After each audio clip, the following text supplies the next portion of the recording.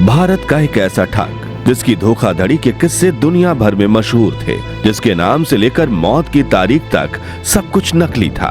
कभी उसने जाली हस्ताक्षर करके ताजमहल, लाल किला, संसद भवन और राष्ट्रपति भवन तक बेच दिए, तो कभी जाली जमीन के कागज और फर्जी बैंक ड्राफ्ट बनाकर लाखों रुपए की काली कमाई की। एक ऐसा ठग जिसने वैश्याओं तक को नहीं छोड़ा।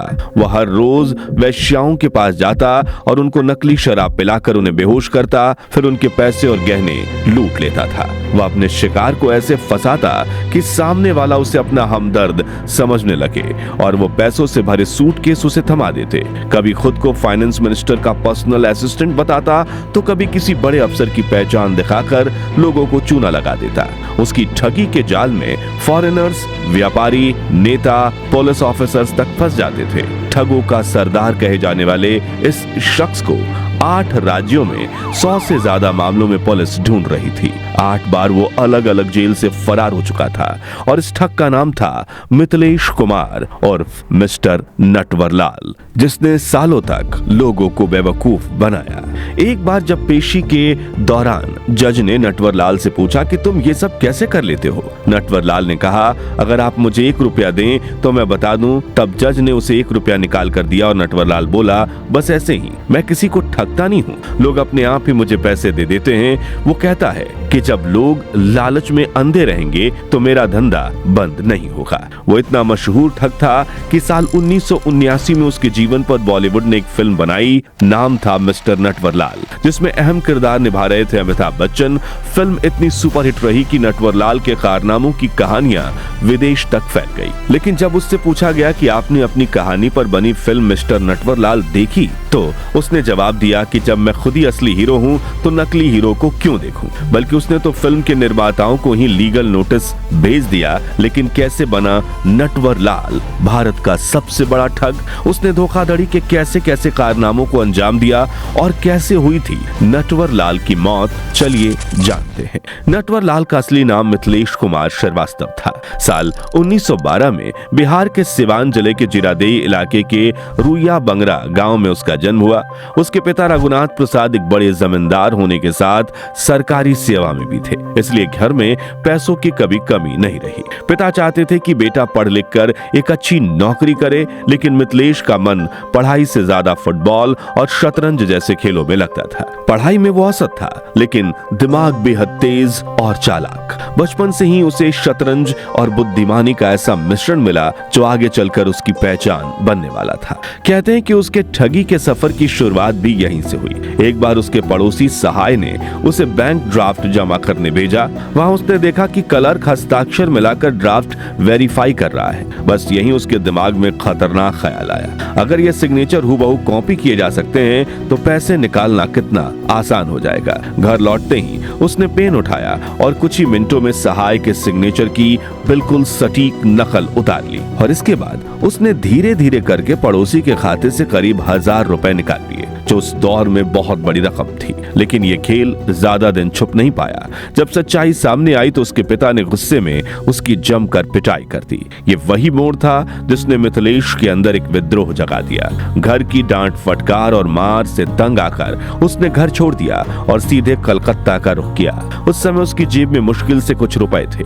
अनजान शहर, ना कोई सहारा, ना कोई पहचान। कई बार उसे भूखे पेट भी रहना पड़ा और यहीं उसकी जिंदगी ने एक नया मोड़ लिया। कहा जाता है कि वो बिजली के खंबे के नीचे बैठकर पढ़ाई करता था। बाद में एक सेठ केशव राम ने उसे अपने बेटे को पढ़ाने के लिए रख लिया। यहीं से उसे शहर की चालें, पैसों का खेल और लोगों की कमजोरियां समझने का मौका मिला। फिर 12वीं पास होने के कारण उसे यूनिवर्सिटी में बीकॉम में दाखिला मिल गया। कुछ समय बाद उसने सेठ से किताबों के लिए एडवांस मांगा, लेकिन सेठ ने साफ मना कर दिया। यही बात उसे चुभ गई। गुस्से में उसने ट्यूशन छोड़ दी, लेकिन यहाँ भी उसने सीधे रास्ता नहीं चुना। फर्जी डॉक्यूमेंट्स के दम पर उसने उसी स्कूल में टीचर की नौकरी हासिल कर ली जहाँ सेठ के बच्चे पढ़ते थे। जब सेठ को पता ये चला तो वह हैरान रह गया। मजबूरी में उसने माफी मांगी और इस बार ज्यादा तनख्वाह देकर फिर से बच्चों को पढ़ाने का ऑफर दिया। मिथिलेश अंदर ही अंदर मुस्कुरा रहा था। उसे पता था कि खेल अब उसके हाथ में आ चुका है। धीरे धीरे उसने सेठ का पूरा भरोसा जीत लिया और अब उसकी नजर सेठ के कपड़ों के बिजनेस पर थी। उस समय बाजार में कपड़ों की भारी कमी थी और यही मौका उसने भुनाया। उसने सेठ को झांसा दिया कि बॉम्बे में उसका एक रिश्तेदार बड़ा कपड़ा व्यापारी है जो सस्ते में माल दे रहा है। सौदा सुनते ही सेठ लालच में आ गया और करीब 4.5 लाख रुपए देकर अपना एक एजेंट मिथिलेश के साथ बॉम्बे भेज दिया। रास्ते भर मिथिलेश ने उस एजेंट को बॉम्बे के अंडरवर्ल्ड और पुलिस की डरावनी कहानियां सुनाकर इतना डरा दिया कि होटल पहुंचते ही एजेंट ने सारे पैसे उसके हाथ में थमा दिए और खुद पीछे हट गया। बस यही वो पल था जिसका इंतजार मिथिलेश कर रहा था। मौका मिलते ही वो पैसों के साथ फरार हो गया और कुछ समय बाद पटना पहुंचा। वहां उसने अपने पिता को 1 लाख रुपए दिए और बड़े गर्व से कहा कि अब वो एक बड़ी कंपनी का शेयर होल्डर बन चुका है। थोड़े समय बाद वह फिर कोलकाता लौट आया, लेकिन दिसंबर 1937 में सेठ ने अपने गुंडों से उसे पकड़वाने की कोशिश की। तब उसने सेठ के सामने कहानी गढ़ते हुए कहा, बॉम्बे पुलिस मेरे पीछे पड़ गई थी, इसलिए पैसे छोड़कर भागना पड़ा।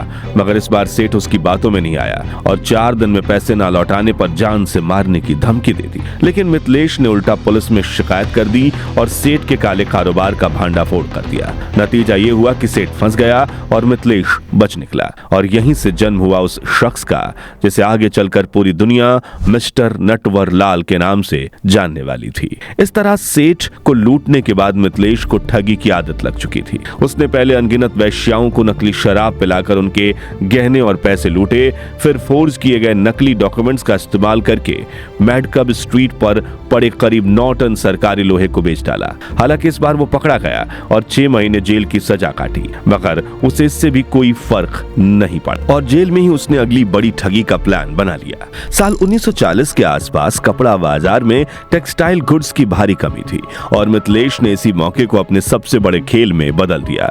उसने अपने गुजराती साथी नटवर लाल के साथ मिलकर ऐसी योजना बनाई जिसमें दोनों खुद को बॉम्बे के टेक्सटाइल कमिश्नर का अधिकारी बताते थे और सीधे कपड़ा कारोबारियों से संपर्क करते थे। वे उन्हें भरोसा दिलाते कि बहुत सस्ते दाम में बड़े पैमाने पर कॉटन दिलवा सकते हैं। अपनी बात को पक्का दिखाने के लिए वे नकली रेलवे रिसिप्ट्स भी दिखाते और कहते कि माल उत्तर प्रदेश के आजमगढ़ स्टेशन पर उतरा है, वहीं से जाकर उठा लेना है। कपड़ों की कमी से परेशान व्यापारी उनके जाल में फंस जाते और एडवांस में मोटी रकम दे देते। लेकिन जब वो आजमगढ़ पहुंचते तो वहां माल के नाम पर कुछ भी नहीं होता।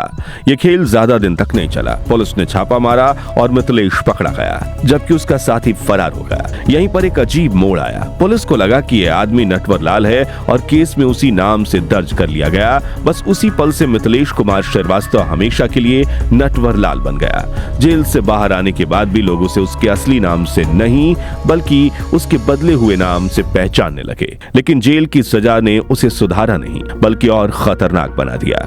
उसने ठगी के नए नए तरीके अपनाने शुरू कर दिए। कभी रेलवेज में सस्ते में गाड़ी बुक कराने का झांसा देकर फर्जी रिसिप्ट्स बनाता तो कभी व्यापारियों को नकली कंसाइनमेंट बेच देता। एक बार तो उसने एक बिजनेसमैन को पूरा कंटेनर भेजा, लेकिन जब वो खोला गया तो अंदर सामान की जगह सिर्फ ईंट और पत्थर भरे थे।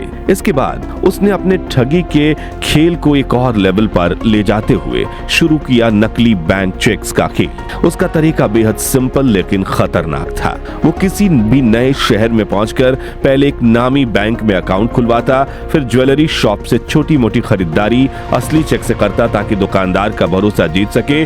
जैसे ही भरोसा बन जाता वो अचानक उसी अकाउंट से बड़ी रकम की गहने खरीदता और पेमेंट करता बाउंस होने वाले चेक से। जब तक दुकानदार बैंक में जाकर चेक क्लियर होने का इंतजार करते तब तक अकाउंट खाली हो चुका होता और नटवर लाल गहनों समेत गायब होता।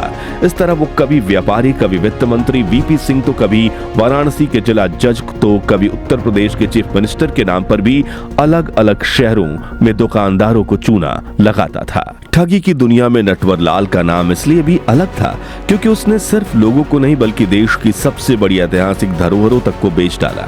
कहा जाता है कि उसने 3 बार ताजमहल, 2 बार लाल किला और यहाँ तक कि राष्ट्रपति भवन और संसद भवन तक को ठगों की तरह नहीं बल्कि एक सरकारी अधिकारी बनकर बेच दिया।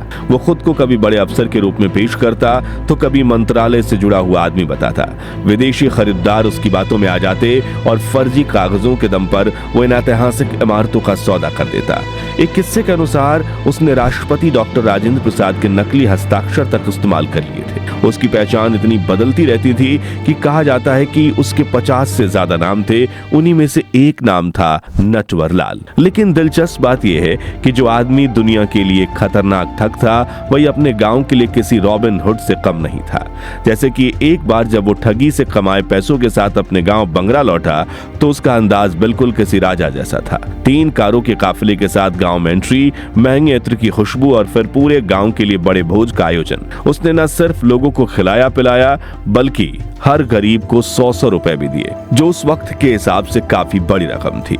इसलिए गांव वालों के लिए कोई अपराधी वो नहीं था, बल्कि ऐसा आदमी था जो अमीरों को ठग कर गरीबों की मदद करता था। शायद यही वजह थी कि उसके कारनामों पर वहां कभी शर्म नहीं बल्कि एक अजीब सा गर्व महसूस किया जाता था। नटवरलाल सिर्फ ठगी का ही नहीं बल्कि जेल से भागने का भी मास्टर था। पुलिस रिकॉर्ड के मुताबिक वो 8 बार अलग अलग जेलों से फरार हुआ। मार्च 1956 में मेरठ में उसे गिरफ्तार किया गया। उस समय उस पर 35 से ज्यादा केस चल रहे थे। कुछ महीनों बाद उसे लखनऊ जेल शिफ्ट किया गया। यहाँ उसने अपनी मीठी बातों से जेलर को ही अपने जाल में फंसा लिया। उसने लालच दिया कि अगर मेरी मदद करोगे तो 5 लाख रुपए दूंगा। जेलर मान गया। एक बड़ा बॉक्स उसके सामने लाया गया, ऊपर नोटों की गड्डियां सजी थी। जेलर को यकीन हो गया। बदले में उसने नटवरलाल को पुलिस सुपरिटेंडेंट की वर्दी दिला दी।